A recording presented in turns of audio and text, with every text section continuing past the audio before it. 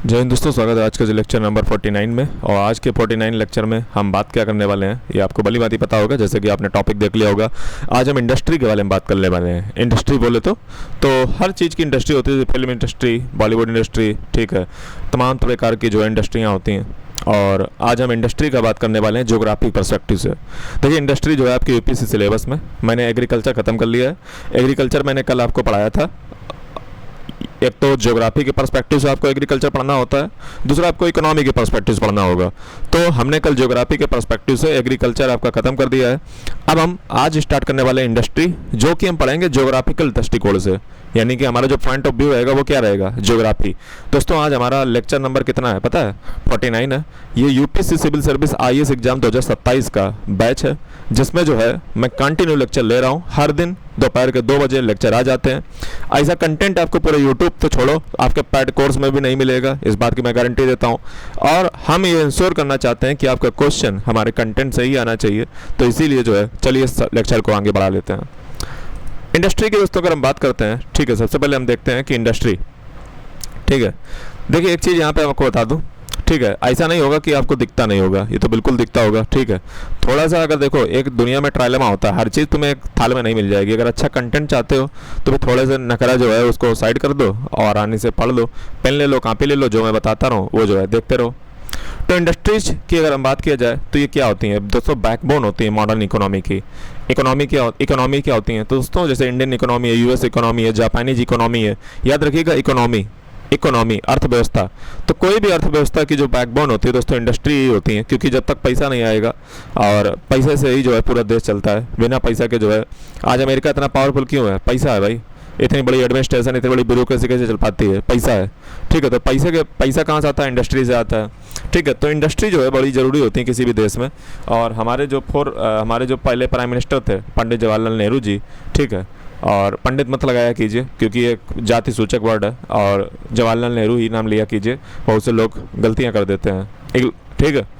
तो इंडस्ट्री जो होती है वो बैकबोन होती है मॉडर्न इकोनॉमी की। क्या करती हैं? तो इंडस्ट्री से क्या होता है कि टेक्नोलॉजिकल एडवांसमेंट होता है। टेक्नोलॉजिकल एडवांसमेंट मतलब देखो, इंडस्ट्री लगेगी, सीधी सी बात वहाँ पे काम होगा। जब काम होगा तो सीधी सी बात कुछ गलतियाँ नहीं करेंगे, फिर उसमें सुधार होंगे, और वैसे एक टेक्नोलॉजी डेवलपमेंट होती है। एम्प्लॉयमेंट लोगों को मिलता है, और ग्लोबल ट्रेड में जो है बूस्ट होता है, जिससे कंट्री हमारी जो है पैसा कमाती है। अगर हम कॉम्बिनेशन की बात की जाए तो इसमें जो है क्या क्या होते हैं, इंडस्ट्री को चलाने के लिए क्या क्या चाहिए होगा? एक तो नेचुरल रिसोर्स चाहिए होगा, जिसको आप इंडस्ट्री में लाओगे, ठीक है। ऐसे थोड़ी ना हो जाएगा जा करके कि इंडस्ट्री ऐसे चल जाएगी। नेचुरल रिसोर्स, लेबर चाहिए होता है, ट्रांसपोर्टेशन इंफ्रास्ट्रक्चर चाहिए होता है, तो ट्रांसपोर्ट करने के लिए आपको इंफ्रा चाहिए होगा, और मार्केट का एक्सेस होना चाहिए। साथ ही में ज्योग्राफिकल लोकेशन भी इंडस्ट्री की बहुत महत्वपूर्ण होती है, बहुत ही इंपॉर्टेंट होती है ज्योग्राफिकल लोकेशन। दोस्तों, इंडस्ट्री वहीं पे लगाई जाती है जहाँ पे जो है मार्केट एक्सेस हो। बहुत सारे फैक्टर होते हैं जहाँ पे इंडस्ट्री को लगाना उचित होता है, उसको हम अभी देखने वाले हैं कि इंडस्ट्री आखिर लगाई कहाँ जाती है, किस एरिया को जो है प्रेफर किया जाता है इंडस्ट्री लगाने के लिए। तो ये बड़ा एक इम्पॉर्टेंट पॉइंट है। तो चलिए शुरू करते हैं। अगर हमें समझना है कि इंडस्ट्री जो है वो दोस्तों इंटरप्ले करती है, एक दूसरे के साथ खेलती है, किसके बीच में? ज्योग्राफी के बीच में, रिसोर्स के बीच में, इंडस्ट्रियल ग्रोथ के बीच में। यानी कि जहाँ पे ज्योग्राफी अच्छी होगी, जहाँ पे रिसोर्स अच्छे अवेलेबल होंगे, और जहाँ पे ग्रोथ की संभावना है, ठीक है, वहीं पे इंडस्ट्री इवाल्व होती है, ठीक है। और फिर आगे चल के देश की इकोनॉमी, और फिर देश के डेवलपमेंट में, जब इकोनॉमी बढ़ेगी तो सीधी बात है वो पैसा डेवलपमेंट पे खर्च होगा, विकास पे खर्च होगा, और जिससे अल्टीमेटली जो है हमारा देश तरक्की या ग्रोथ करेगा। इंडस्ट्रियल रिवोल्यूशन की बात की जाए तो ये दोस्तों आपको पता है कि वेस्ट में, यूरोप में शुरू हुआ था इंडस्ट्रियल रिवोल्यूशन। और उस इंडस्ट्रियल रिवोल्यूशन ने जो है मतलब क्या क्या यूरोप में किया, वो तो आप मतलब सोच के सोचिए कि इंडस्ट्रियल रिवोल्यूशन क्या हुआ था। औद्योगिक क्रांति कहाँ हुई थी? औद्योगिक क्रांति दोस्तों यूरोप में हुई थी। इतनी बड़ी क्रांति थी जिसमें जो है बड़े बड़े मशीनीकरण हुआ, मशीनों का आविष्कार हुआ, इन्वेंशन हुई, और उसका प्रभाव जो है भारत में भी देखने को मिला। भारत जो है कच्चे माल के तरीके से उपयोग किए जाने लगा, क्योंकि जो इंडस्ट्री लगती है तो मशीनें आती हैं तो कच्चा माल चाहिए। कच्चा माल ब्रिटिशर्स कहाँ ले जाते थे? इंडिया से उठा करके ब्रिटिश ले जाते थे। तो इंडस्ट्रियल रिवोल्यूशन ने जो है हर कंट्री को जो है क्या चाहिए होता है? कोल चाहिए, आयरन चाहिए। देखो, इंडस्ट्रियल रिवोल्यूशन वहीं होगा जब कोयला और आयरन होगा। कोल और आयरन इंडस्ट्री की बैकबोन होती हैं, ठीक है। कोयला चाहिए हमें एनर्जी के लिए, और आयरन चाहिए हमें इंडस्ट्री में, कोई भी चीज़ बनानी है तो आयरन ही की बनती है। और साथ ही में वाटर रिसोर्स भी हमें चाहिए होते हैं, यानी कोल, आयरन, वाटर रिसोर्स अवेलेबल होना चाहिए किसी भी इंडस्ट्री को रन कराने के लिए। ये सब जो है आपके यूरोप में फेवर था और यूरोप में इंडस्ट्रियल रिवोल्यूशन हुआ।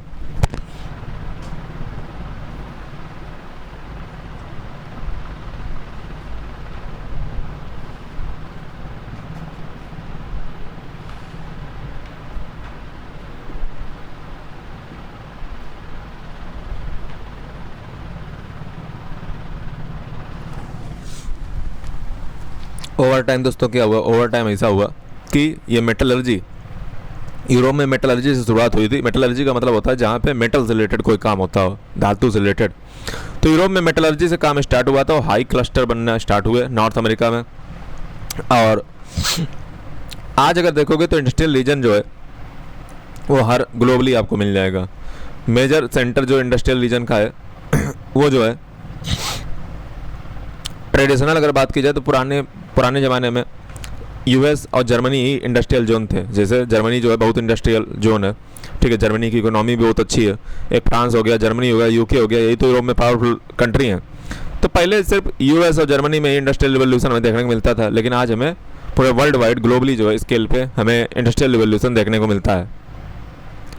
और ये जो इंडस्ट्री है वो लगती कहाँ पे है, तो उनके पीछे कई फैक्टर होते हैं। जैसे रिसोर्स की प्रॉक्सिमिटी कितनी है। जैसे आप झारखंड का उठा के देख लीजिए, टाटा स्टील जो जमशेदपुर में है, तो वहाँ पे कोयला भी है, ठीक है, और आयरन मतलब मान लीजिए तो नज़दीक रहता है, तो इसीलिए जो है वहाँ पे इंडस्ट्री लगी है, ठीक है। तो इंडस्ट्री डिपेंड ये करता है कि इंडस्ट्री में लगने वाला कच्चा माल कहाँ से। अब पता चला आपने जो इंडस्ट्री इसी जगह लगा ली जहाँ पे कच्चा माल लेने के लिए आपको दूर जाना पड़ता है, रॉ मटेरियल के लिए, रिसोर्स के लिए, तो फिर आपकी इंडस्ट्री जो है आपकी मूर्खता है। तो रिसोर्स जहाँ पे हो वहीं पे इंडस्ट्री लगाओ, तो ये ढोने वाला जो खर्चा है बच जाएगा। स्किल्ड लेबर चाहिए होता है, कोई भी इंडस्ट्री ऐसे तो चला नहीं लोगे ऑफिस में बैठ के, लेबर भी चाहिए।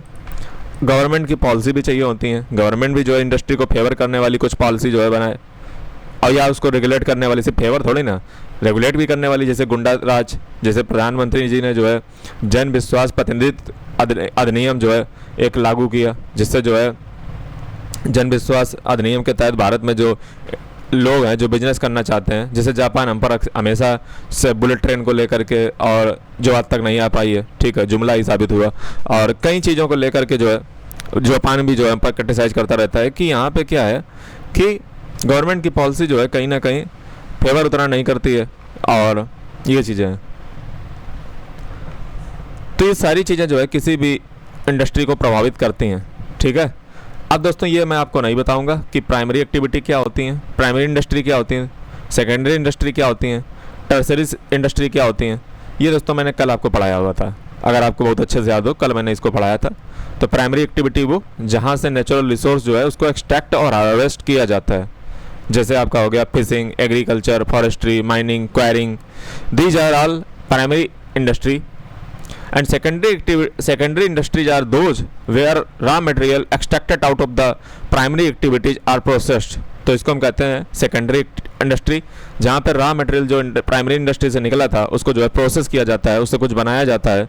जैसे आपका हो गया मशीनें, ठीक है, जैसे हैवी इंडस्ट्री, ठीक है, तो वहाँ पे क्या होता है, आयरन को सही जगह में कुछ ना कुछ बदल करके जो है उसको चीज़ बना दी जाएगी, या ब्रिज बना दिया जाएगा, या रोड बना दी जाएगी, या बिल्डिंग बना दी जाएगी, इंफ्रास्ट्रक्चर जो बिल्डिंग होती हैं। तो सेकेंडरी इंडस्ट्री में यही होता है, प्रोसेस किया जाता है चीज़ों को। टर्सरी इंडस्ट्री में क्या होता है, तो टर्सरी इंडस्ट्री जो है सर्विस सेक्टर वाली होती है, यहाँ पे सिर्फ सर्विस दी जाती है, जैसे हेल्थ केयर, टीचिंग, ये दीज आर ऑल सर्विस। और दोस्तों हम भी सर्विस आपको दे रहे हैं, लेकिन पैसा तो मिलता नहीं है। तो पैसा अगर नहीं दे सकते हो तो सीधी बात कमेंट एक अच्छी कर दिया करो, लाइक कर दिया करो, और सारे लेक्चर देखो जाकर के। ये तो आज 49 लेक्चर पे तुम हो, समझ रहे हो। पिछले लेक्चर देखो कितने बिंदास बना के रखे हैं, ऐसा लेक्चर कहीं नहीं मिलेगा, और डेली कोई बस की भी नहीं कोई ला पाए। अगला है दोस्तों क्वाटरनरी इंडस्ट्री। तो क्वाटरनरी इंडस्ट्री दोस्तों वो होती है जो फोकस करती है इंटेलेक्चुअल और नॉलेज बेस्ड एक्टिविटी पे, समझ रहे हो। जैसे क्वाटरनरी क्या, ये नॉलेज सेक्टर है, क्वाटरनरी मतलब नॉलेज सेक्टर, इंटेलेक्चुअल और नॉलेज बेस्ड एक्टिविटी जितनी भी होती हैं, these are all counted in quaternary activity. For example research and development, information services, education and training. Now the next industry type is quinary industry.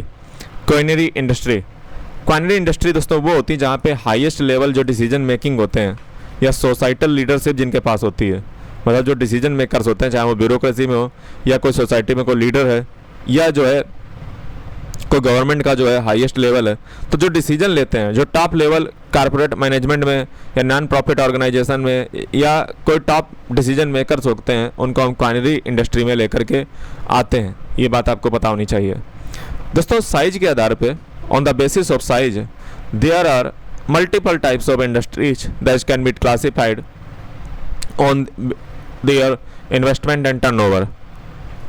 दोस्तों MSME, आपको पता है MSME क्या होती है? एमएसएमई का दोस्तों मतलब होता है micro small and medium industry, medium enterprises, ठीक है, माइक्रो स्मॉल मीडियम इंटरप्राइजेस।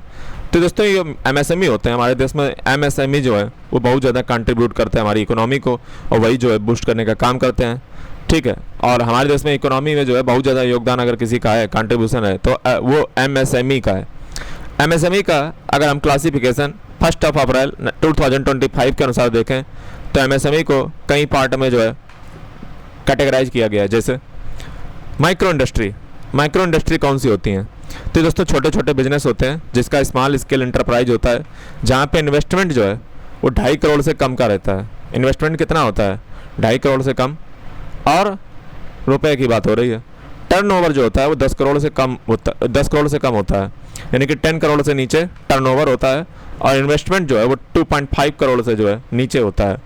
अब आप कहोगे सर टर्नओवर क्या होता है? टर्नओवर का मतलब बेटा ये होता है कि कितना तुम व्यापार कर रहे हो टोटल में, जैसे नहीं कह देते कितने व्यापार किया, तो वही है, ठीक है।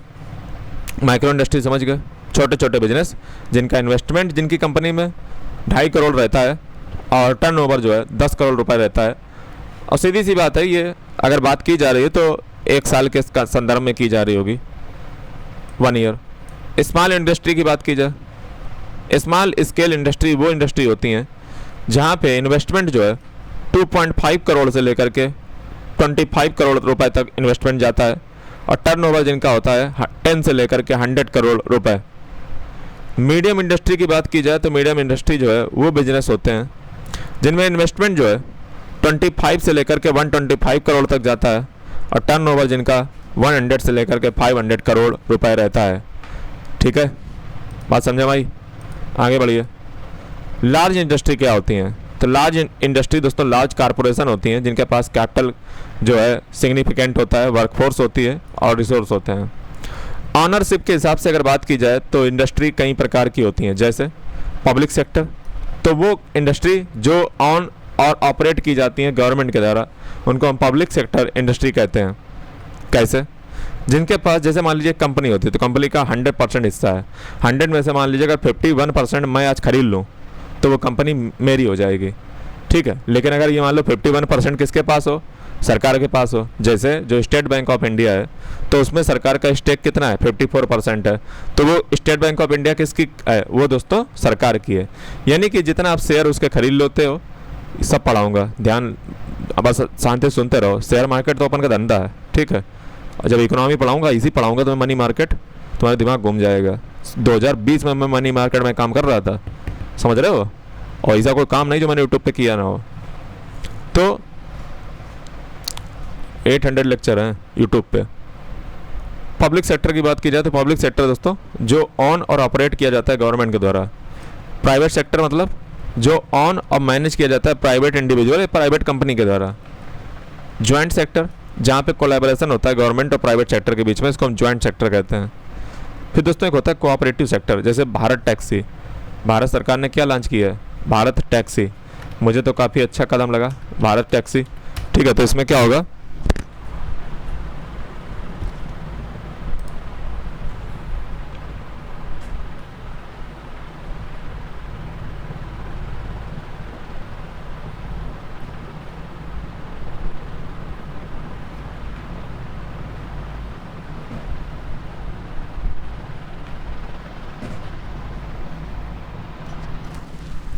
तो ये दोस्तों भारत टैक्सी है, भारत सरकार ने लॉन्च की है। जैसे रैपिडो और ओला ऊबर होते हैं ना, वैसे भारत सरकार ने भारत टैक्सी लॉन्च की है। तो दोस्तों ये कोऑपरेटिव एक बनाई गई है।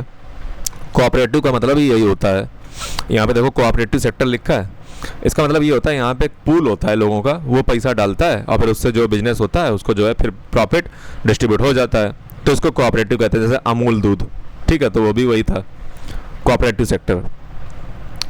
एंड यूज के आधार पे भी जो है इंडस्ट्री को कई पार्ट में बांटा जाता है। जैसे कंज्यूमर गुड्स, तो प्रोडक्ट जो बनाए जा रहे हैं अगर वो डायरेक्ट कंज्यूमर जो है उसको कंज्यूम कर रहा है, जैसे फूड ले लो, पनीर बढ़िया एकदम, फूड ले लो, क्लॉथिंग ले लो, कपड़े ले लो, इलेक्ट्रॉनिक्स ले लो, तो ये अगर कंज्यूमर डायरेक्ट कंज्यूम कर रहा है तो ये कंज्यूमर गुड्स हो जाती हैं।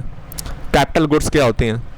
कैपिटल गुड्स में दोस्तों आती हैं आपकी, देखो मैंने जो है 2019 में जब मैं क्लास 10th में पढ़ता था तब मुझे इसका सबका ज्ञान था, क्योंकि मैंने जो है अगर आपको पता होना चाहिए, मैंने टैली उस समय पढ़ रहा था, टैली ERP 9, तो उस समय ये सब मुझे हिस्ट्री, अकाउंटेंट, ये सब जो है मुझे आता था, ठीक है। 2019 में मैंने टैली पढ़ी थी, तो इसलिए मुझे जो है कैपिटल गुड्स की बात की जाए तो कैपिटल गुड्स में आपकी आती है machinery, tools, equipments, these are capital goods, ठीक है, मतलब जिनसे भविष्य में कुछ बनाया जा सकता है, ठीक है, और कुछ बनाने में वो असिस्ट करती हैं, तो उसको हम कहते हैं कैपिटल गुड्स। कंज्यूमर गुड्स क्या थी? जिनका डायरेक्ट कंजम्पशन जो है कंज्यूमर करता है, जैसे फूड, क्लॉथिंग, इलेक्ट्रॉनिक्स। फिर देखिए अब दोस्तों वो कौन से फैक्टर हैं जो इंडस्ट्रियल लोकेशन को जो है डिटरमाइन करते हैं। पहला फैक्टर दोस्तों है कि रॉ मटेरियल कितनी दूर पे है। मतलब कोई भी इंडस्ट्री दोस्तों प्रवेश तभी करती है जब हम ये सुनिश्चित कर लेते हैं कि ऐसा तो नहीं रॉ मटेरियल पता चला बहुत दूर पे रहता हो, तो रॉ मटेरियल जो है वो पास में होना चाहिए, कच्चा माल पास में होना चाहिए, ताकि इंडस्ट्री में जो है हमें सप्लाई कंटिन्यू मिलती रहे, क्योंकि बल्कि होता है ना, तो उसको कैसे ट्रांसपोर्ट करोगे। दूसरा दोस्तों होता है कि पहला तो आपने देखा कि प्रॉक्सिमिटी कितनी है रॉ मटेरियल की, जैसे माइनिंग कितनी दूर पे है, ठीक है, या मान लीजिए कोई एग्रीकल्चर से चलने वाली इंडस्ट्री है तो एग्रीकल्चर भूमि पास में है कहीं पे, तो ट्रांसपोर्टेशन कॉस्ट को बचाने के लिए हम प्रॉक्सिमिटी उसकी रखते हैं रॉ मटेरियल के पास में। दूसरा दोस्तों फैक्टर एक और होता है अवेलेबिलिटी एंड क्वालिटी, यानी कि जो रॉ मटेरियल है उसकी उपलब्धता कितनी है, हाउ मच क्वांटिटी अवेलेबल है, यानी कि in how much quantity the material ये जो अवेलेबल है। तो ये भी चीज़ जो है फैक्टर इंपॉर्टेंट होता है पता करना कि क्या जो है वो मतलब कितनी मात्रा में है। दूसरा चीज़ फैक्टर अगर जो है अगर वो मान लो है भी अवेलेबल, ठीक है,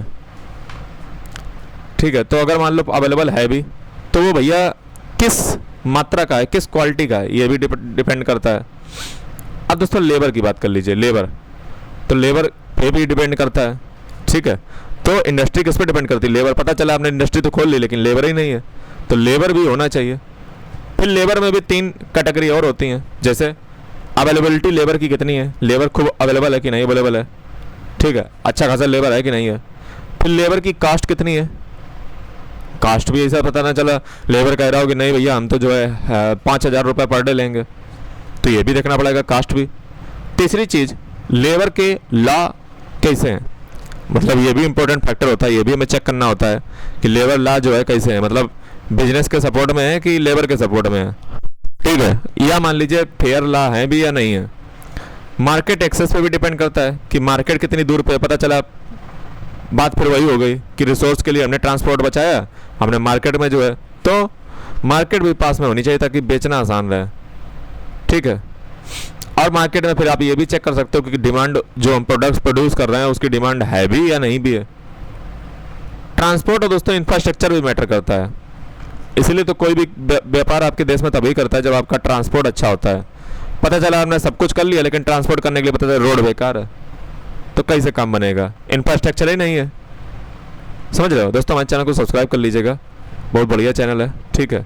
तो ये जो है आपको मज़ा आएगी, ठीक है। हमारे चैनल को सब्सक्राइब, बेल आइकन को प्रेस कर लें, आपकी बहुत सारी हेल्प इस चैनल से हो जाएगी, ठीक है।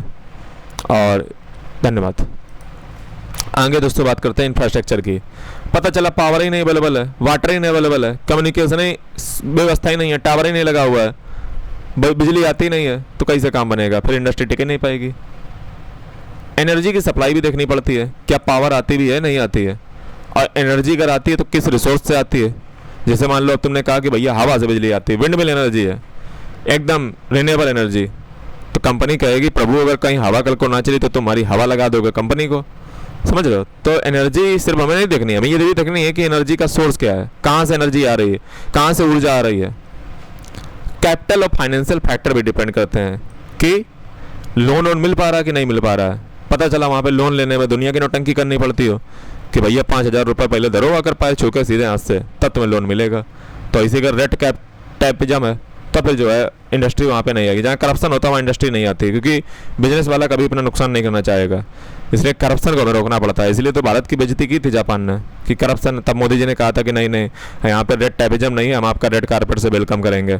तो मोदी जी वैसे भी जो है बातचीत में एकदम काफ़ी आगे रहते हैं, ठीक है। तो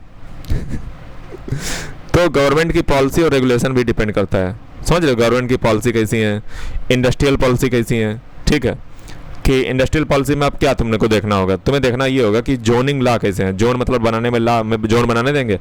एनवायरमेंटल रेगुलेशन कैसे हैं, क्योंकि जो कंपनियां होती हैं इनको CSR भी करना होता है, कारपोरेट सोशल रिस्पॉन्सिबिलिटी, या एनवायरमेंटल कंप्लाइंस करना पड़ता है कि कितना पॉल्यूशन कर रहे हो वगैरह वगैरह। तो ऐसा तो नहीं रेगुलेशन बहुत टाइट हो, या जैसे भी हो तो फिर उस हिसाब देखना पड़ता है। इंडस्ट्रियल प्रमोशन पॉलिसी है कि नहीं है, ऐसा तो नहीं इंडस्ट्री को जो है प्रमोट ही नहीं करती हो पॉलिसी, समझ रहे हो, डिमोटिवेट करती हो। इन्वेस्टमेंट इंसेंटिव कैसा है, गवर्नमेंट इंसेंटिव जो है कैसे देती है, टैक्स के मामले में, सब्सिडी के मामले में कुछ अगर देती है इंडस्ट्री को तो वो भी अच्छा है। एनवायरमेंटल रेगुलेशन कैसी है, स्ट्रिक्ट रेगुलेशन है या जो है कैसी रेगुलेशन है, क्योंकि जो स्ट्रिक्ट रेगुलेशन होगी तो कंपनियां जो है जल्दी नहीं आती हैं, अगर स्ट्रिक्ट ज़्यादा रखोगे आप इसको। अब दोस्तों बात कर लेते हैं क्लाइमेट की। तो क्लाइमेट भी दोस्तों इंडस्ट्री पे बहुत डिपेंड करता है, समझ रहे हो। क्लाइमेट कंडीशन जो है अगर फेवरेबल है सीजन के अकॉर्डिंग, पता चला आपने इसे क्लाइमेट में रख लिया इंडस्ट्री है, ठीक है, जहाँ पे कुछ फेवर नहीं करता है, जैसे कॉटन टेक्सटाइल को जो चाहिए होगा क्लाइमेट वही चाहिए, टूरिज्म को जो क्लाइमेट चाहिए होगा, टूरिज्म भी दोस्तों एक इंडस्ट्री है, ठीक है। जैसे आप शिमला मनाली जाओगे तो जब गर्मी पड़ती है तो वहाँ पे ज़्यादा टूर होता है, तो क्लाइमेट भी मैटर करता है भैया। इंडस्ट्री पे क्या मैटर करता है, क्लाइमेट। जैसे नहीं कहता कि सीजन चला गया यार, ठीक है। सोशल और कल्चरल फैक्टर भी डिपेंड करते हैं, कम्युनिटी का एटीट्यूड कैसा है जो वहाँ पे कम्युनिटी रहती है। ऐसा तो नहीं पता चला तुम लगाने आया, पता चला दिल्ली चोरी चल रही है वहाँ पे, तुम्हारा कहीं जनरेटर उखाड़ लेगा, पता चला कहीं बल्ब खोल लेगा, तो यही चल रहा है। क्वालिटी ऑफ लाइफ कैसी है, ऐसा तो नहीं स्टैंडर्ड बहुत गिरा हुआ तो लोग वहाँ पे काम ही नहीं करना चाहेंगे। लाइफ कैसी है भी डिपेंड करता है। टेक्नोलॉजी और इनोवेशन पे भी डिपेंड करता है कि टेक्नोलॉजी को लेकर के जो इंस्टीट्यूशन काम करते हैं रिसर्च के क्षेत्र में, हाईटेक इंडस्ट्री के लिए, उनका टेक्नोलॉजी का एक्सेस हमें है भी या नहीं है। Innovation ecosystem, research and development पे कितना जो है वहाँ पे काम होता है उस क्षेत्र में, उस रीजन में, रिसर्च एंड डेवलपमेंट वगैरह। देखो रिसर्च एंड डेवलपमेंट क्या होती है कि उससे हम नई नई खोजें करते हैं। जब लोग नई नई खोज करते हैं तो हमें एक अच्छा तरीका हमें मिल जाता है, जिससे जो प्रोडक्ट की कास्ट होती है वो कम हो जाती है। अल्टीमेटली बेनिफिट अल्टीमेटली जनता को होता है, और जब प्रोडक्ट की कास्ट कम हो जाएगी, क्वालिटी इंक्रीज हो जाएगी, तो सीधी सी बात है कि जनता पैसा खर्च करेगी और हमारी इंडस्ट्री चलेगी। दोस्तों अगली चीज़ है ग्लोबल इंटरनेशनल फैक्टर। कुछ दोस्तों ग्लोबल इंटरनेशनल फैक्टर भी होते हैं, जैसे अब पता चला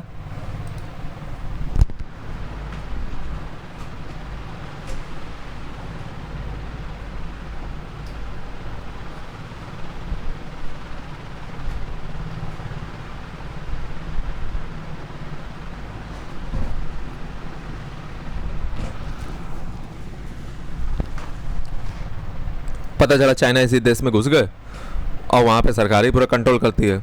जिस देश के जितने ज़्यादा ट्रेड एग्रीमेंट होंगे, जैसे फ्री ट्रेड एग्रीमेंट मान लो, कंपनियाँ वहीं पे जाएंगी।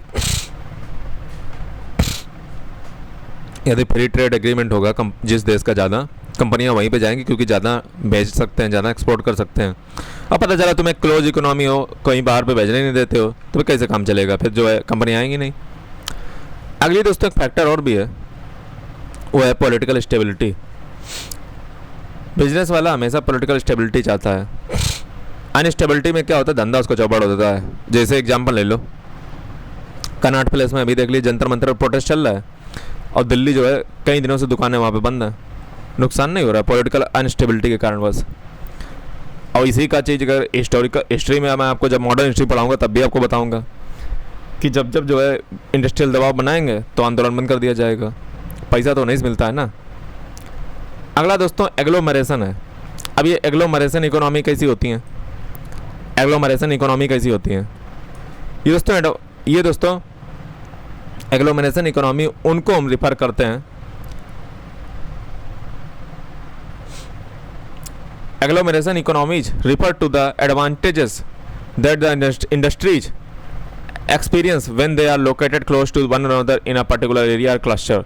दोस्तों जब इंडस्ट्री एक दूसरे के पास पास बहुत ज़्यादा होती हैं तो उससे क्या होता है, उनको एक एडवांटेज रहता है कि इंडस्ट्री आसपास है।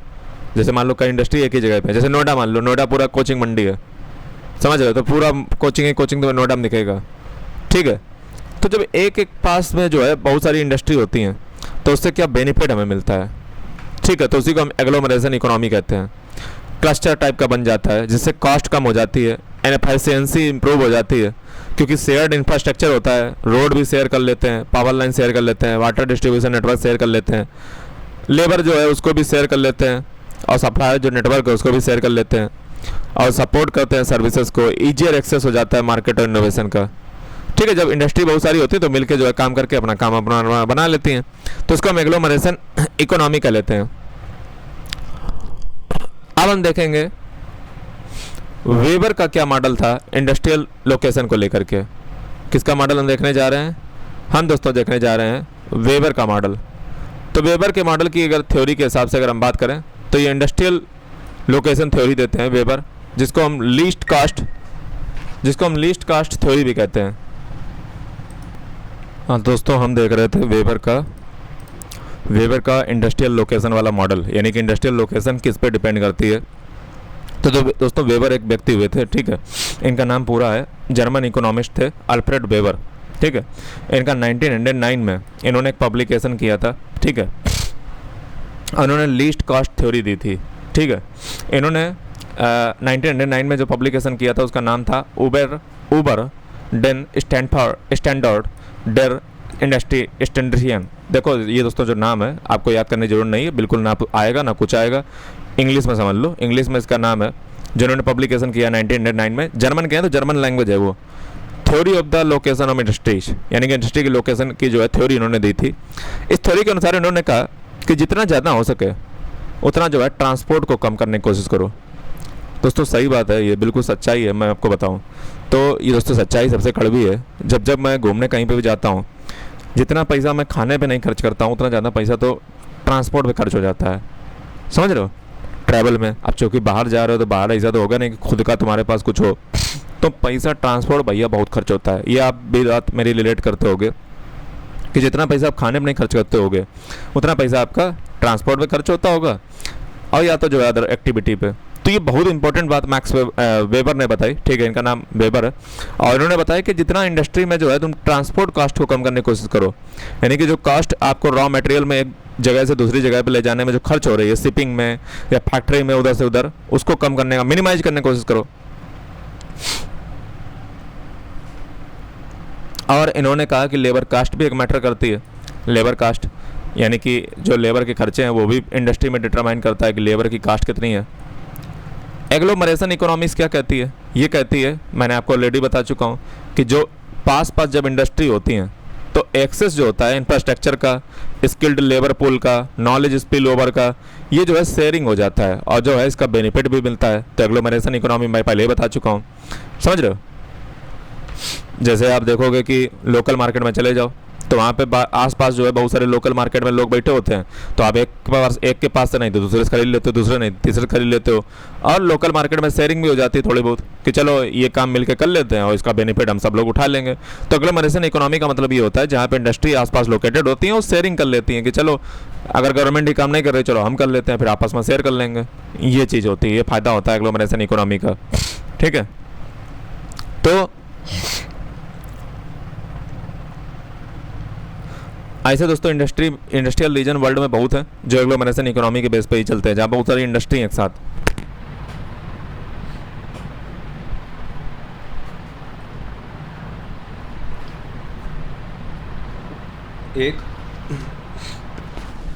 एक इंडस्ट्री को चलाने के लिए बहुत सारी चीज़ें चाहिए होती हैं। जैसे मान लीजिए बॉलीवुड इंडस्ट्री है, ठीक है, तो वो भी एक इंडस्ट्री है, तो उसमें चलाने के लिए क्या चाहिए, एक्टर चाहिए, प्रोडक्शन हाउस चाहिए, लेबर चाहिए, लेबर मतलब एक्टर चाहिए, ठीक है, और जो शूटिंग वूटिंग वाले होते हैं वो चाहिए, फिर उसमें जो मटेरियल यूज होता है वो चाहिए, नकली कई सारी चीज़ें होती हैं वो चाहिए होती है, फिल्म सिटी में चाहिए होती है, साथ ही में जो है हमें पैसा भी देना पड़ेगा। तो एक इंडस्ट्री के लिए एक छोटी मोटी चीज़ थोड़ी ना होती, बहुत सारी चीज़ें चाहिए होती तब एक इंडस्ट्री टिकती है। इसलिए जैसे कानपुर में प्रपोज हुआ था कि जो है इधर बनेगी फिल्म सिटी, ठीक है, तो वो अभी तक नहीं बन पाई, क्योंकि इंडस्ट्री ऐसे थोड़ा बन जाएगी, रातों रात नहीं बन पाएगी, उसके लिए एक्टर भी चाहिए, सबको चाहिए, समझ रहे। तो इसलिए जो है इंडस्ट्री हमारे भारत में 2 ही फिल्म सिटी हैं, एक शायद जो है हैदराबाद में रामोजी फिल्म सिटी और दूसरी है मुंबई में, जिसको शायद वो तारक मेहता वाला क्या जगह होती है, गोकुल धाम के पास, वो क्या नाम है उसका, कुछ भी है, ठीक है, हाँ, तो वहीं पे जो है फिल्म सिटी है। तो भारत में 2 ही फिल्म सिटी हैं अभी, ठीक है, एक साउथ में है, एक मुंबई में है, और तीसरी जो है इधर उत्तर प्रदेश में प्रपोज है। अब वो कब बनती है वो अलग बात है, क्योंकि इंडस्ट्री अकेले थोड़ा बन पाएगी। अगर मान लो हमने फिल्म सिटी बना दी, एक्टर कहाँ से लाओगे, एक्ट्रेस कहाँ से लाओगे, फिर शूटिंग प्रोडक्शन हाउस कहाँ से लाओगे, बहुत सारी चीज़ें होती है ना, ये चीज़ें। तो इन्होंने वेबर ने कहा था कि जितना हो सके लीस्ट कॉस्ट रखो लोकेशन मॉडल की, ट्रांसपोर्ट को बिल्कुल कम से कम करो, बिल्कुल कम से कम। ऐसा नहीं हो पता चला ट्रांसपोर्ट करने में तुम्हारा पैसा जा रहा है तो इंडस्ट्री तुम्हारी फल फूलेगी, समझ रहे हो। पता चला तुम्हें जो है फिल्म सिटी तो खोल दी यूपी में, पता चला एक्टर आ रहे हैं हवाई जहाज से, एरोप्लेन से, तो फिर जो है वो कास्ट नहीं लगेगी बीच में, और इतना नौटंकी होगा फिर रूम वगैरह, तो ये नुकसान होते हैं, समझ रहे हो। तो इन्होंने कहा जितना हो सके ट्रांसपोर्ट कास्ट को कटिंग करने का प्रयास करो, ये वेबर का मॉडल था, शॉर्टर डिस्टेंस होगी उतना ही फायदा होगा तुम्हारा, ठीक है। और इन्होंने एक बात और भी कहा कि एग्लोमरेशन मॉडल का फुल जो है फ़ायदा उठाओ, यानी कि जितना जो है पास पास इंडस्ट्री होंगी उनका उतना बेनिफिट जो है मिलेगा, ठीक है। अब यहाँ पे 2 शब्द समझ लीजिए, 2 वर्ड हैं, एक का नाम है आइसोटिम। आइसोटिम का मतलब होता है एक ऐसी लाइन जो कनेक्ट करती है इक्वल ट्रांसपोर्टेशन कास्ट को फॉर रॉ मटेरियल, ठीक है, फ्रॉम अ सोर्स, यानी कि आइसोटिम क्या है, आइसोटिम एक प्रकार की लाइन है जो कनेक्ट करती है पॉइंट को जो इक्वल ट्रांसपोर्टेशन कास्ट के होते हैं, यानी कि सबके लिए इक्वल ट्रांसपोर्टेशन कास्ट चाहिए रॉ मटेरियल के लिए। तो एक लाइन जो होती है, अरे ऐसे मान लो, जैसे मान लो ये एक लाइन है, ठीक है, तो यहाँ पे जो ये मान लो इंडस्ट्री है, तो इसके लिए जो है ये रॉ मटेरियल की जो लाइन है वो सेम ही है, लगभग हर जगह पे जो है इक्वल ही ट्रांसपोर्टेशन कास्ट आएगी, ठीक है। तो इसको कहते हैं आइसोटिम वाली लाइन, ठीक है, जहाँ पे इक्वल ही ट्रांसपोर्टेशन कास्ट आएगी रॉ मटेरियल के लिए किसी सोर्स से लाने में, चाहे जहाँ से लेकर चले आओ, ठीक है। तो ऐसा भी हमें देखना पड़ता है कि जैसे मान लो कोई इंडस्ट्री है, जैसे मान लो यहाँ पे कुछ मिलता है, यहाँ कुछ मिलता है, तो हमें ऐसी लोकेशन ढूंढनी पड़ती है जो बिल्कुल इसके भी सेंटर में हो, ताकि इंडस्ट्री से जो है हमें कच्चा माल या रिसोर्स जो है रॉ मटेरियल वगैरह हमें इजीली जो है एक्सट्रैक्ट कर पाएँ और उनको जो है हम इजीली जो एक्सेस कर पाएँ, ताकि ट्रांसपोर्टेशन कॉस्ट हमारी ज़्यादा ना पड़े। नेक्स्ट थिंग की बात करते हैं, तो यहाँ पे आता है आइसोडेपेन। आइसोडेपेन का मतलब क्या होता है, आइसोडेपेन का मतलब होता है line connecting points of equal transport cost, यानी कि ये वो एक लाइन है जो कनेक्ट करती है पॉइंट को जो इक्वल ट्रांसपोर्टेशन कास्ट है इंडस्ट्रियल लोकेशन में। ये थोड़ी ये बताती है कि इंडस्ट्रियल लोकेशन जो है पॉइंट ऑफ व्यू से ये बताती है कि टोटल कास्ट जो है मिनिमाइज कीजिए, इंडस्ट्रियल लोकेशन वहीं पर रखिए जहाँ पे टोटल कास्ट मिनिमाइज हो। अब टोटल कास्ट में आता क्या है, तो ट्रांसपोर्ट आता है, लेबर आता है और एग्लोमरेशन आता है। तो इन सभी कास्ट को जो है जितना ज़्यादा हो सके मिनिमम करने का प्रयास कीजिए, ठीक है, और ट्रांसपोर्ट कम से कम यूज कीजिए, ठीक है। तो इससे आपको जो है फायदे में रहोगे।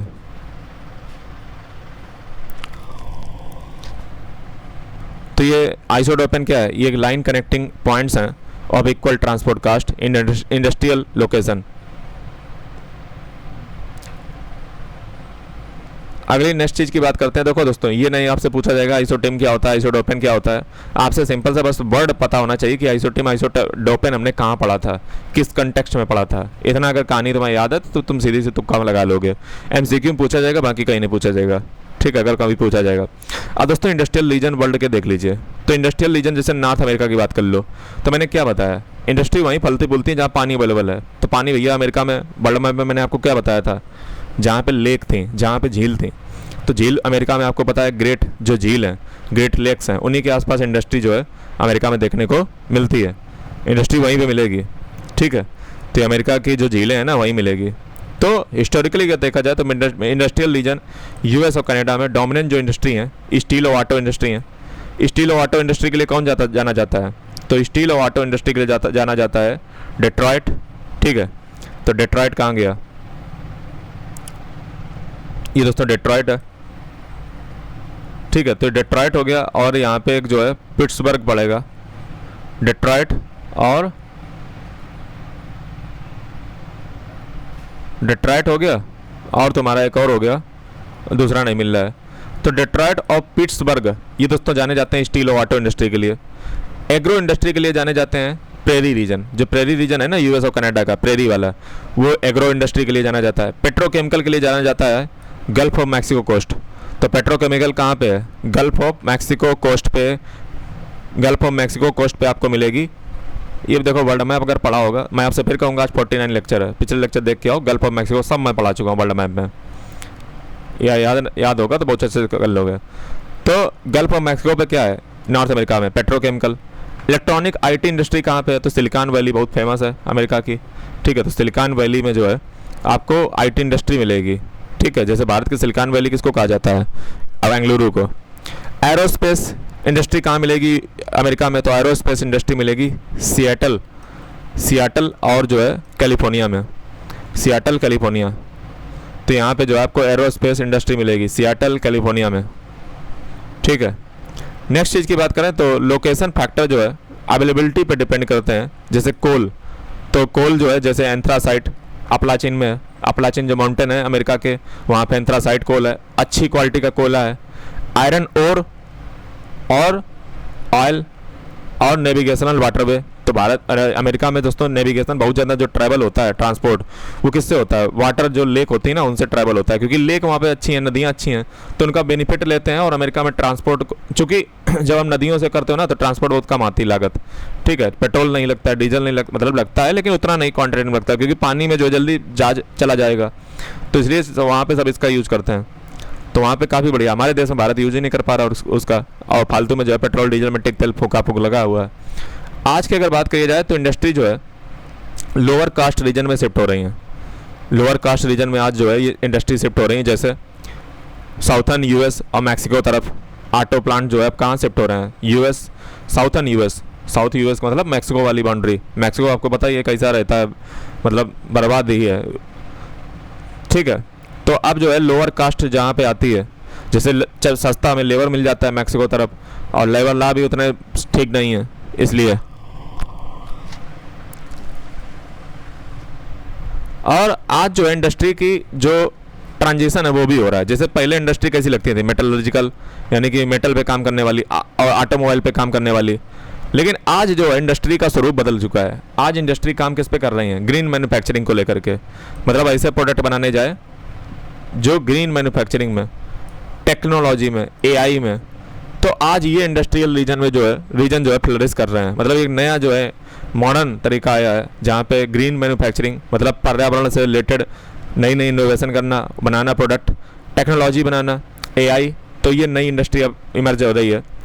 यूएस की बात की जाए तो ये जो है सेमीकंडक्टर में डिजाइन और इनोवेशन के लिए जाना जाता है। जैसे इंटेल और एनवीडिया, ये कंपनियां जो है आप देखते हो सेमीकंडक्टर के क्षेत्र में। और एरोस्पेस के क्षेत्र में बोइंग विमान, जिसमें जो है भारत में हादसा हुआ था, तो ये सब जो है किसके हैं? अमेरिका के ही हैं।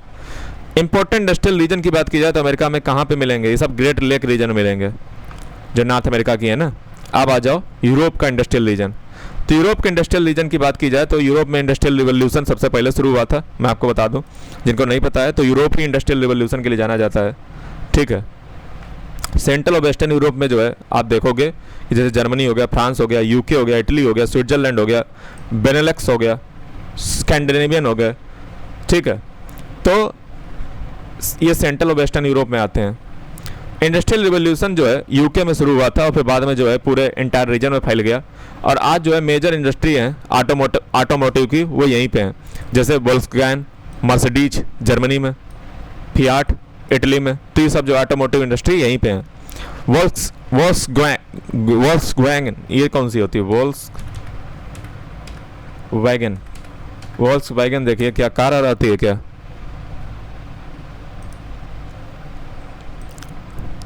हाँ, तो ये कार आती है वोल्क्सवैगन की, ठीक है। मर्सिडीज तो आपको पता ही होगा जर्मनी में है, और हो गया। और फियाट भी कार ही आती होगी। फियाट पता किसको कहते हैं? फियाट दोस्तों जो करेंसी होती है ना, पेपर करेंसी, उसको भी फियाट ही कहते हैं, ठीक है। तो फियाट ये कार है। इटली की मेलोनी जी।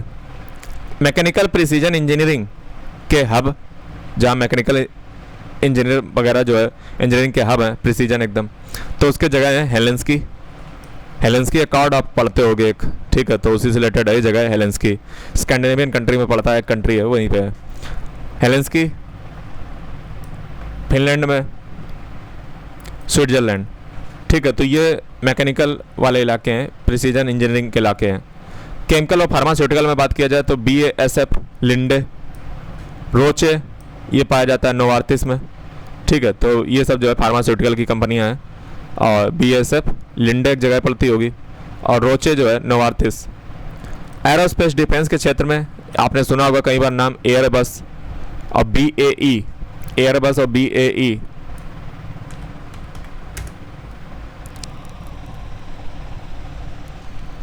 ठीक है, चलिए आगे बात करते हैं।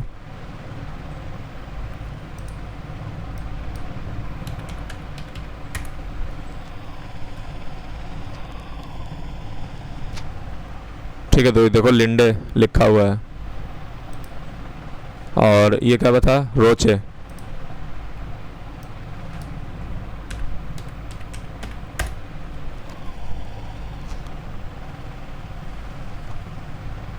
चलिए आगे बढ़िए। तो लोकेशनल फैक्टर अगर इंक्लूड करें, हिस्टोरिकल कोल फील्ड, जैसे यूरोप में क्या है, कोल फील्ड है, कहाँ पे, रूर में, जर्मनी में, सिलेसिया में। River transport, inland water way भी है, जैसे राइन रिवर, एल्बे रिवर, तो ये ट्रांसपोर्ट के लिए काम आ जाती है। स्किल्ड लेबर भी है, प्रॉक्सिमिटी है यूरोपियन मार्केट के लिए। स्किल्ड लेबर जो है हायर कर लेते हैं, जैसे इंडिया से जो कोई ट्रेड डील हुई है तो इंडिया से ले जाएंगे। तो कॉलोनियल उनका जो है कॉन्क्वेस्ट रहा है, कॉलोनी जो है इन लोगों ने बनाया पूरी दुनिया में, और उन्हें अच्छा खासा रॉ मटेरियल जो है लार्ज मार्केट से जो है एक्सेस किया है, ठीक है। तो इंपॉर्टेंट क्लस्टर की अगर बात की जाए तो रूर, राइन, ये किस लिए जाना जाता है, क्लस्टर मतलब इन्होंने एक ग्रुप टाइप का बना लिया है, रूर राइन। रूर जो है वहाँ पे कोल वाला इलाका है, राइन मतलब नदी है।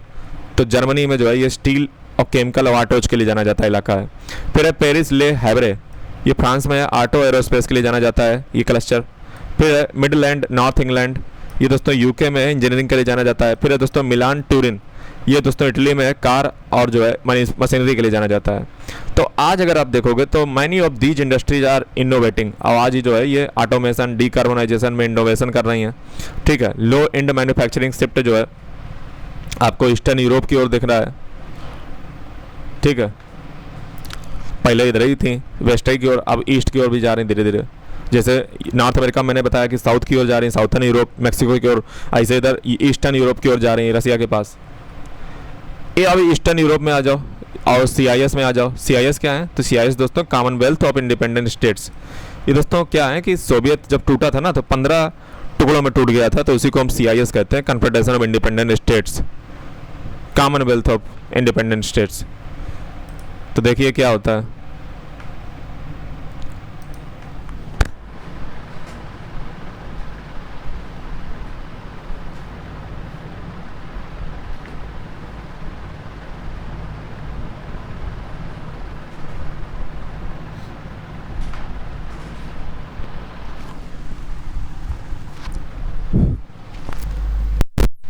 तो ये रीजन दोस्तों है भी, ये सोवियत एरा का हैवी इंडस्ट्री जोन है, ठीक है, जिसमें कंट्री आती हैं रसिया, यूक्रेन, बेलारूस, कजाकिस्तान और other along side central European industrial states, जैसे पोलैंड हो गया, चेक हो गया।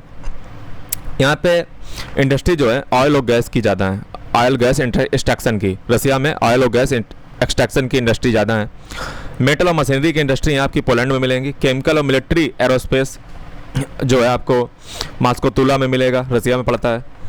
और एक बड़ा जो है मेटल वर्किंग हब है, जबकि यूराल रीजन जो है वो मिनरल और मेटलर्जी के लिए जाना जाता है। यूराल वाला जो ना रीजन है मिनरल और मेटलर्जी के लिए। सो वर्ल्ड में बेटा पढ़ के आओ तो तुम्हें बहुत अच्छा समझ में आएगा। लोकेशन फैक्टर अगर सोवियत एरा में बात किया जाए तो कोल, आयरन, ये सब हैं। अवेलेबिलिटी जो है वहाँ पे रॉ मटेरियल की जो है यूराल माउंटेन रीजन में, ओल्ड फोल्ड माउंटेन है, ठीक है, तो वहाँ पे वेट लूजिंग इंडस्ट्री ज़्यादा है। और डेवलपमेंट जो है इनलैंड वाटर वे की, जैसे वहाँ पर रिवर है, डॉन है, बोल्गा है, दनूबे है, ट्रांसपोर्ट में जो है बूस्ट करती है। मेजर क्लस्टर अगर बात किया जाए तो मॉस्को जैसे जो है इंजीनियरिंग के लिए जाना जाता है, सेंट पीटर्सबर्ग शिप बिल्डिंग के लिए जाना जाता है, ईस्टर्न यूक्रेन स्टील के लिए, अपर सिलेसिया पोलैंड का है स्टील पावर के लिए। तो इस प्रकार से लेबर कास्ट में जो है वो वेस्टर्न यूरोप में ज़्यादा है और इसीलिए जो है इंडस्ट्री ईस्टर्न यूरोप में लेबर कास्ट के कारण शिफ्ट हो रही हैं। ठीक है, तो ये वो लोग मतलब लेबर पैसा नहीं देना चाहते हैं। ठीक है, अब आ जाओ मुद्दे पे। चैनल को दोस्तों सब्सक्राइब कर ही लिया होगा, सिंपल सी बात है। अब आओ बेटा मुद्दे पे। कहाँ पे बात चल रही थी? कंटेम्प्रेरी टाइम में देखोगे तो डाइवर्सिफाई अभी ये रीजन हो रहा है। अब ऑटो प्लांट जो है चेक और स्लोवाकिया वगैरह लग रहे हैं, टेक हब एस्टोनियम लग रहे हैं। ठीक है, लेकिन अभी भी जो है high value research and development industry जो है अभी लैग करती हैं। रशियन इंडस्ट्री जो है हमेशा ऑयल और गैस एक्सट्रैक्शन पर फोकस करती है। ठीक है, हालांकि जब से सैंक्शन वगैरह रसिया पे यूएस ने लगाई तब से इन्होंने डाइवर्सिफाई करने का प्रयास किया। रसिया यूक्रेन वार जब से शुरू हुआ है तो यूक्रेनियन जो इंडस्ट्रियल क्लस्टर है वो पूरा डिस्टर्ब हो चुका है। अब एशिया में इंडस्ट्रियल रीजन की बात कर लीजिए तो एशिया में इंडस्ट्रियल इकोनॉमी जो है उसमें आपकी मेजर आती हैं जापान, साउथ कोरिया, सिंगापुर, जबकि बाकी सब जो है डेवलपिंग है और ये डेवलप्ड है। तो जापान, साउथ कोरिया, सिंगापुर बढ़िया डेवलप्ड है, जबकि बाकी सब डेवलपिंग है। तो 4 मेजर इंडस्ट्रियल रीजन है एशिया में। तो एशिया में अगर हम बात करें तो 4 मेजर इंडस्ट्रियल रीजन है एशिया में। पहला है ईस्ट एशिया इंडस्ट्रियल रीजन। ये दोस्तों जब आप समझ रहे हो तो इससे पहले आप इंश्योर कर लो कि एशिया का वर्ल्ड मैप आप पढ़ के आए हो। ठीक है, मैंने पढ़ा रखा है, ये आज 49 लेक्चर है। तो इसमें अगर हम बात करें तो वर्ल्ड के ईस्ट एशिया में क्या आता है? ईस्ट एशिया में दोस्तों आपका चाइना आता है, ये लार्जेस्ट मैन्युफैक्चरर है। ठीक है, और जापान आता है, साउथ कोरिया आता है, ये एडवांस टेक इनोवेटर है। ताइवान जो है वो इंडस्ट्रियल रीजन के लिए जाना जाता है। ठीक है, और मेजर इंडस्ट्री की बात की जाए तो यहाँ पे crude steel largest producer globally है। ठीक है, स्टील इंडस्ट्री। इलेक्ट्रॉनिक्स में कंज्यूमर इलेक्ट्रॉनिक्स और कंपोनेंट वगैरह, स्पेशल इकोनॉमिक जोन्स, सेंजेन एक जगह पड़ती है। सेंजेन कहाँ पड़ती है?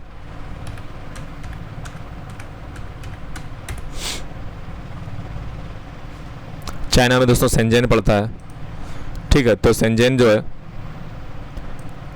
यहाँ पे इलेक्ट्रॉनिक्स कंपोनेंट वगैरह, ऑटोमोबाइल जो है चाइना में आपको गीली ग्रुप मिलेगा। ठीक है, दोस्तों अगर हम ईस्ट एशिया में बात करें तो सिंपल सा आप सबका बना के लिख दो कि China, Japan, south Korea, Singapore. ठीक है, बाकी आपको कहानी तो पता ही है, चाइना मैन्युफैक्चरिंग हब है। ठीक है, और इलेक्ट्रॉनिक कंपोनेंट बहुत बनाता है चाइना, सबको पता है। ताइवान जो है, ताइवान आपको पता है कि वो जाना जाता है चिप के लिए अपनी। ठीक है, तो चिपों के लिए जाना जाता है साथ ही में। और जापान और साउथ कोरिया की बात कर लीजिए। ठीक है, तो ये चीज़ होती है, इनोवेशन के लिए जाने जाते हैं।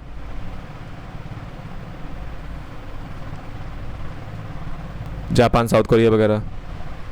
आ जाओ नीचे।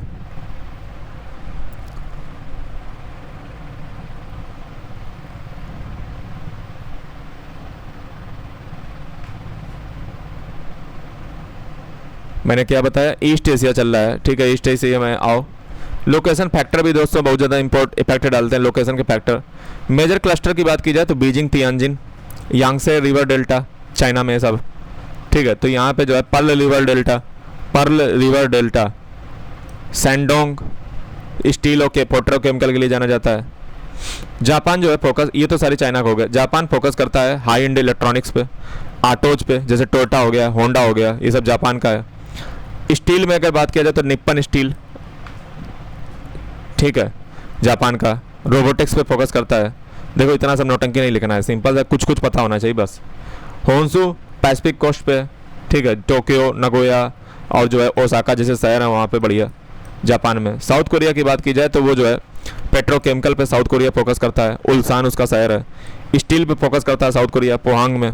शिप बिल्डिंग पे फोकस करता है साउथ कोरिया, भारत का शायद उसी के साथ साझेदारी है शिप पे लेकर के, उल्सान। इलेक्ट्रॉनिक्स में भी साउथ कोरिया, जैसे सैमसंग तो हर कोई जानता है, hyundai हर कोई जानता है, तो ये सब साउथ कोरिया का ही है। ठीक है, ये बात समझे भाई। करंट ट्रेंड की बात की जाए तो करंट ट्रेंड दोस्तों ये है कि ईस्ट एशिया जो है अब वो शिफ्ट हो रहा है हाई टेक मैन्युफैक्चरिंग में, जैसे सेमीकंडक्टर, एआई, बायोटेक्नोलॉजी, ठीक है।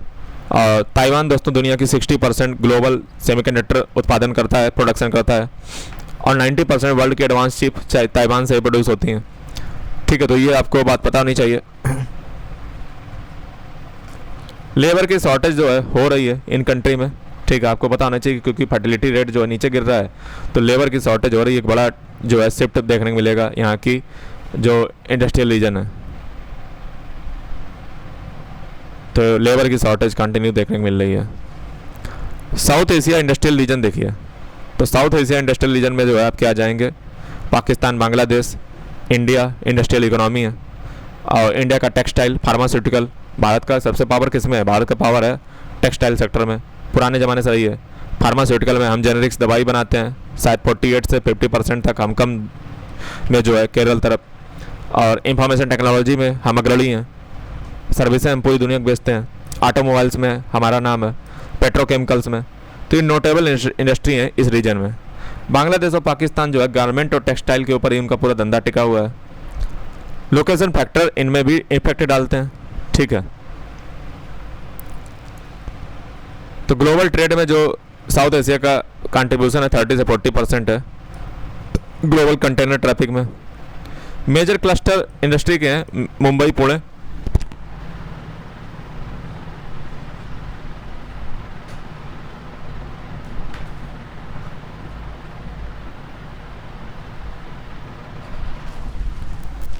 मुंबई, पुणे, चेन्नई, बेंगलुरु।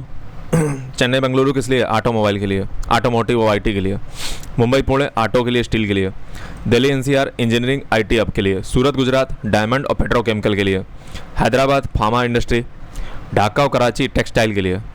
करंट ट्रेंड की बात की जाए तो रैपिड इंडस्ट्रियलाइजेशन जो ग्रोथ है, जैसे इंडिया की मैन्युफैक्चरिंग जो है वो एक्सपेंड हो चुकी है, फॉरेन इन्वेस्टमेंट कंटिन्यू आ रहा है, तो मेक इन इंडिया का जो सपना है वो साकार हो रहा है, और हमारे अपग्रेड करने के इफेक्ट चल रहे हैं, एफर्ट चल रहे हैं कि स्किल और इंफ्रास्ट्रक्चर में हम अपग्रेड कर लें, ठीक है, ताकि हम वर्ल्ड के साथ कंपटीशन कर सकें। और पाकिस्तान जैसे में जो है वहाँ पे इकोनॉमिक क्राइसिस है, पॉलिटिकल टेंशन रहती है बांग्लादेश में, और ये एक प्रकार से दुख की बात है। साउथ ईस्ट एशिया में बात कर लो तो उसमें तो आसियान कंट्री आ जाती हैं आपकी, association of south east Asian nationals 11 जिसमें कंट्री आते हैं 11, ठीक है। तो थाईलैंड और मलेशिया जो है वो क्या है, ऑटोमोबाइल असेंबली है, ऑटोमोबाइल असेंबली करते हैं, इलेक्ट्रॉनिक्स करते हैं, पेट्रोकेमिकल्स। वियतनाम और जो फिलीपींस हैं, वियतनाम और जो फिलीपींस हैं ये जो है की इलेक्ट्रॉनिक और टेक्सटाइल प्रोड्यूसर हैं। सिंगापुर जो है ग्लोबल केमिकल और बायोटेक हब है और पोर्ट के लिए काम करता है, रोबस्ट रिसर्च उसकी होती है सिंगापुर की, डेवलपमेंटल इंफ्रास्ट्रक्चर है। नेक्स्ट थिंग की बात की जाए तो लोकेशन फैक्टर यहाँ पे भी इफेक्ट डालते हैं, जैसे स्ट्रेटेजिक लोकेशन मलक्का स्टेट की सिंगापुर को बेनिफिट पहुँचाती है। साथ ही में ट्रेड एग्रीमेंट जो आसियान ने कई देशों के साथ कर रखे हैं उसका बेनिफिट होता है। लो कास्ट लेबर यहाँ पे जो है अगर बात की जाए तो ईस्ट एशिया से जो है लो कास्ट लेबर जो है मिल जाता है, ठीक है, और गवर्नमेंट के इंसेंटिव भी हैं। इंपॉर्टेंट क्लस्टर यहाँ पे बात की जाए जैसे बैंकॉक, चोनबुरी, तो बैंकॉक चोनबुरी जो है ये जानी जाती है थाईलैंड में ऑटो के लिए, इलेक्ट्रॉनिक्स के लिए। पेनांग जानी जाती है मलेशिया, इलेक्ट्रॉनिक्स के लिए, पेनांग। होची मिन ये सिटी है वियतनाम की, इलेक्ट्रॉनिक्स गवर्नमेंट के लिए जानी जाती है। जकार्ता इंडोनेशिया, पेट्रोकेमिकल ऑटोज के लिए। तो रीजन जो है अब स्ट्रॉन्ग ग्रोथ पोटेंशियल दिखा रहा है, इंक्रीजिंग फॉरेन डायरेक्ट इन्वेस्टमेंट भी बढ़ रही है, ठीक है। चाइना अपनी कुछ मैन्युफैक्चरिंग जो है यहाँ पे रिलोकेट कर रहा है, और मिडिल क्लास मार्केट यहाँ पे राइज कर रही हैं, डिजिटल इकोनॉमी राइज कर रही है।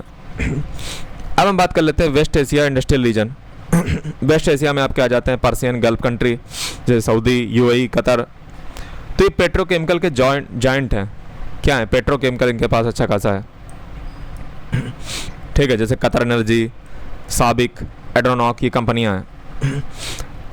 अदर हैंड पे अगर देखोगे तो जैसे तुर्की है, तो तुर्की के पास जो है डाइवर्स इंडस्ट्री भी है, तुर्की जो है उसके पास इंडस्ट्री भी है, बड़ी बात है, जैसे टेक्सटाइल, ऑटोमोबाइल, ऑटोमोटिव, ब्लैक सी ट्रांजिट के लिए। इंपॉर्टेंट लोकेशन एडवांटेज जो है इन लोगों को ये होते हैं, ये ऑयल और गैस रिजर्व है इनके पास, पोर्ट का एक्सेस है, गवर्नमेंट ड्रिवन इंडस्ट्रियल सिटी भी है। रिसेंट टाइम्स में अगर आप देखोगे तो यहाँ पे डीकार्बोनाइजेशन पर फोकस है। गल्फ कंट्री जो है अब डाइवर्सिफाई कर रही हैं। सऊदी विजन 2030, जैसे टूरिज्म में, रियल इस्टेट में पैसा कमाओ और ये डीकार्बोनाइजेशन में हमारी मदद करो, ऑफशोर माइनिंग करो, ठीक है, लाइसेंस दे देवा करके, मेटल को रिफाइन करो, इस्टेब्लिश करो स्पेशल मैन्युफैक्चरिंग और रियल इस्टेट जोन, जैसे जेबल अली पोर्ट दुबई में है, नियोम जो है सऊदी अरेबिया में है। अब जो है हम बात करेंगे अफ्रीकन इंडस्ट्रियल जोन की। तो अफ्रीका में ज़्यादा इंडस्ट्रियल जोन है नहीं, कुछ ही कंट्री हैं, जैसे साउथ अफ्रीका की बात कर लो तो लीडर है वो, किस चीज़ में लीडर है? मैन्युफैक्चरिंग है साउथ अफ्रीका। साउथ अफ्रीका जो है वो लीडर है माइनिंग में, ठीक है। जोहान्सबर्ग, प्रिटोरिया, तो जोहान्सबर्ग प्रिटोरिया किस लिए जाना जाता है? गोल्ड और प्लेटिनम के लिए। स्टील में जो है मिडलबर्ग जाना जाता है। ऑटो अब ऑटो में बात किया जाए, ऑटो असेंबली में गुटेंग जाना जाता है, गोटेंग। इमर्जिंग रिन्यूएबल एनर्जी में जो है जाना जाता है वेस्टर्न केप। तो ये दोस्तों साउथ अफ्रीका की बात हो गई, रिन्यूएबल एनर्जी योजना क्या क्या था। अब बात कर लेते हैं नाइजीरिया की। नाइजीरिया की जब आप बात करोगे तो इसके पास फास्ट डेवलपिंग इंडस्ट्री सेक्टर है, cement, food, oil refinery, Nollywood film. तो नॉलीवुड यहाँ पे नाइजीरिया में नॉलीवुड बनता है, ठीक है। इजिप्ट जो है मेजर इंडस्ट्रियल हब है नॉर्थ अफ्रीका में, ठीक है। कायरो और अलेक्जेंड्रिया इसकी सिटी है। और टेक्सटाइल और पेट्रोकेमिकल और फूड प्रोसेसिंग के लिए जाना जाता है। तो यहाँ पे इन लोगों के पास मिनरल्स की वेल्थ है, क्रिटिकल मिनरल्स हैं, प्रीसियस जेम्स हैं, मेटल्स हैं, ऑयल्स हैं, पोर्ट्स हैं। तो पोर्ट्स जैसे हो गया लागोस हो गया, मोम्बासा हो गया, डरबन हो गया, तो पोर्ट भी हैं तो अच्छे से व्यापार हो पाता है। कॉलोनियल इंफ्रास्ट्रक्चर इनका पहले से, क्योंकि यहाँ पे कॉलोनी इनको बनाया गया बहुत पहले था। तो न्यू इंफ्रास्ट्रक्चर की बात की जाए, ठीक है, तो वो नहीं है। पॉलिटिकल रिस्क नहीं है, पुराना ही बनाया हुआ है। एथनिक टेंशन रहती हैं, रिस्क हो सकता है, और गरीबी के कारण आतंकवादी घटनाएं। ट्रेड एग्रीमेंट जैसे African continental free trade agreement, ये प्रमोट करता है इंडस्ट्रियल क्लस्टर को, डेवलपमेंट को, यूनिफाइड अफ्रीकन मार्केट के लिए। तो अफ्रीकन यूनियन का जो है मेंबरशिप हम ही ने दिलाई थी 2023 में, ठीक है। तो ये जो है बढ़िया बात है। अब आ जाइए ओशनिक इंडस्ट्रियल रीजन। कौन से रीजन भैया? ओशनिक इंडस्ट्रियल रीजन, ठीक है। अब देखिए ओशनिक इंडस्ट्रियल रीजन, ओशिनिया है, ओशिनिया इंडस्ट्रियल रीजन। मुझे पता नहीं कहा है, सुबह सुबह नींद आने लगती है, जबकि अभी सुबह के 9 बजे हैं मात्र। तो ओशिनिया इंडस्ट्रियल रीजन की बात की जाए तो इनके पास रिच मिनरल हैं, ठीक है, जैसे पिबारा आयरन ओर, बोवेन बेसिन कोल, ये सब ओशिनिया कॉन्टिनेंट आप पहले पढ़ के जाइए वर्ल्ड मैप से, तो आपको समझ में आएगा। एग्रीकल्चर हिंटरलैंड है, जैसे डाउन के मैदान, नुलारबोर और कैंटरबरी प्लेन्स। कोस्टल पोर्ट है, स्मॉल डोमेस्टिक मार्केट है, लेकिन स्ट्रॉन्ग एक्सपोर्ट ओरिएंटेशन है, स्किल्ड लेबर है, डोमिनेंट इंडस्ट्री है जैसे माइनिंग और मेटलर्जी।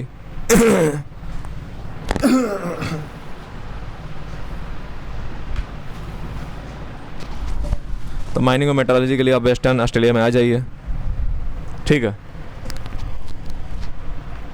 वेस्टर्न ऑस्ट्रेलिया में क्वींसलैंड उधर ही पड़ता है, वेस्टर्न ऑस्ट्रेलिया तरफ। फूड प्रोसेसिंग एग्रो इंडस्ट्री भी है ईस्टर्न ऑस्ट्रेलिया में, क्योंकि वेस्ट में क्या है, वेस्ट में चूँकि मटेरियल अवेलेबल है माइनिंग वगैरह, तो इसलिए जो है वेस्ट में आपको इंडस्ट्री मिलेंगी। और ईस्ट में चले जाओ तो ईस्ट में आपको मिलेगा, क्या मिलेगा ईस्ट ऑस्ट्रेलिया में? तो ईस्ट ऑस्ट्रेलिया और न्यूजीलैंड वगैरह में आपको मिलती हैं petrochemical, refining industry, advance manufacturing services, जैसे सिडनी हो गया, मेलबर्न हो गया, ऑकलैंड हो गया, यहाँ पे मैन्युफैक्चरिंग सर्विस है। इंपॉर्टेंट क्लस्टर की बात की जाए तो पर्थ पिलबरा, ठीक है, तो यहाँ पे माइनिंग होती है, एलएनजी निकलती है। न्यू कास्टल सिडनी स्टील और केमिकल के लिए जाना जाता है। मेलबर्न ग्रीलैंड या ऑटोमोटिव और मशीनरी फूड के लिए जाना जाता है। ब्रिस्बेन रिफाइनिंग के लिए जाना जाता है, फूड प्रोसेसिंग के लिए जाना जाता है। एडिलेड डिफेंस के लिए जाना जाता है और शिप बिल्डिंग के लिए। ऑकलैंड फूड प्रोसेसिंग सर्विस के लिए जाना जाता है। समझ में आया? करंट ट्रेंड अगर देखोगे तो यहाँ पे ट्रेंड जो है रिन्यूएबल एनर्जी की ओर, ग्रीन हाइड्रोजन की ओर, क्रिटिकल मिनरल्स की प्रोसेसिंग की ओर शिफ्ट हो रहा है और नॉलेज इंटेंसिव सेक्टर यहाँ पे फ्लरिश कर रहा है, ठीक है। क्योंकि यहाँ पे जो मैन्युफैक्चरिंग इंडस्ट्री हैं वो डिक्लाइनिंग फेस कर रही हैं, इसलिए यहाँ पे हाई लेबर कॉस्ट और ग्लोबल कंपटीशन के कारण, इसलिए अब ये जो है नॉलेज इंटेंसिव सेक्टर में एंटर कर रहे हैं। लैटिन अमेरिकन इंडस्ट्रियल रीजन देख लीजिए। तो लैटिन अमेरिकन अगर आपको नहीं पता है तो आप पहले वर्ल्ड मैप देखो जाकर के, नॉर्थ अमेरिका वाला जो लेक्चर था। तो ये लैटिन अमेरिका जो है ये नॉर्थ अमेरिका और साउथ अमेरिका दोनों पड़ता है। तो पोस्ट ग्रेट डिप्रेशन, ठीक है,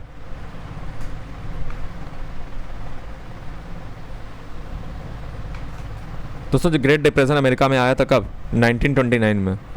आपने पढ़ा होगा इंडियन इकोनॉमी रमेश सिंह की बुक में, ग्रेट डिप्रेशन। तो कब आया था? 1929 में आया था। तो उसी से हुआ क्या कि डोमेस्टिक कैपेसिटी जो है वो डेवलप हुई। जब देखो आपदा आएगी तो अवसर लोग तलाशेंगे, तो डोमेस्टिक कैपेसिटी डेवलप हुई और इकोनॉमी ओपन हुई, ठीक है, ग्लोबल इंटीग्रेशन के लिए। और इसमें इंपॉर्टेंट सेंटर जो रहे हैं पहले क्लोज रहते थे, फिर इन्होंने जो है जब देखा तो इन्होंने 1980 तरफ ओपन कर लिया अपनी इकोनॉमी को। जैसे ब्राज़ील, तो साउथ अमेरिका के लार्जेस्ट इकोनॉमी है ब्राज़ील। मेटल और माइनिंग के लिए फेमस है, एरोस्पेस के लिए है, ऑटो इंडस्ट्री यहाँ पे है। जैसे ऑटो इंडस्ट्री में साओ पालो, मिनास जेनेरिया, एरोस्पेस इम्ब्रेयर में, एग्रो इंडस्ट्री भी है कैंपिनास में ब्राज़ील। मैक्सिको ये हैविली इंटीग्रेटेड है नॉर्थ अमेरिका में सप्लाई चेन में। और यहाँ पे मेजर ऑटोमोबाइल सेक्टर हैं जैसे मैक्सिको सिटी, बाजियो, इलेक्ट्रॉनिक्स और पेट्रोकेमिकल में भी इनका जलवा है। पेट्रोकेमिकल के मैक्सिको में 2 जगह हैं, तुला और वराक्रुज। चिली की बात कर लो, चिली जो है ये लीडर है प्रोडक्शन में किसकी? मिनरल्स की, जैसे कापर हो गया, लिथियम हो गया, ठीक है, इंपॉर्टेंट केमिकल और फर्टिलाइज़र ये जो है डेवलप करता है। जो सैंटियागो है ना, सैंटियागो कंसेंसस आपने पढ़ी होगी, सैंटियागो जगह जो है वो चिली में है, याद रखिएगा, इकोनॉमी में इसका काम आता है। अदर भी कंट्री जैसे अर्जेंटीना, कोलंबिया, इनके स्मॉलर इंडस्ट्रीज हैं। तो आज जो है कंपटीशन के कारण बस क्या हो रहा है कि यहाँ पे राइज हो रहा है डिमांड में क्रिटिकल मिनरल्स की। दुनिया में क्रिटिकल मिनरल्स की बात चल रही तो इनको भी चाहिए। चिली जो है अब इम्पोर्टेंट प्लेयर बन चुका है, और लेकिन यूएस ने जो है टैरिफ लगा दिया चिली के ऊपर, तो थोड़ा जो है वहाँ पे इंडस्ट्री को नुकसान उठाना पड़ रहा है। टैरिफ लगा दिया ना यूएस ने। अब दोस्तों जो है यहाँ पे आपके सामने कुछ इंडस्ट्री हैं, ठीक है, तो इंडस्ट्री पहले आप देखिए, फिर आप उनका स्कोप और यूटिलिटी देखिए, उसके बाद उनकी की लोकेशन देखिए, उसके बाद लोकेशन के फैक्टर देखिए, उसके बाद चैलेंजेस देखिए। तो ये दोस्तों जो है आपकी चीज़ें दी गई हैं। तो ये जो है इस प्रकार से चार्ट बना दिया गया है, ठीक है। तो देख लेते हैं एक बार, ऐसी हल्की हल्की नज़र डाल लेते हैं। सबसे पहले दोस्तों आयरन और स्टील इंडस्ट्री है, ये बैकबोन होती है किसी इंडस्ट्री की, और ये फीड स्टॉक होती है अदर फाउंडेशनल इंडस्ट्री की। मतलब अदर इंडस्ट्री जो है आयरन और स्टील इंडस्ट्री के ऊपर ही टिकी होती हैं।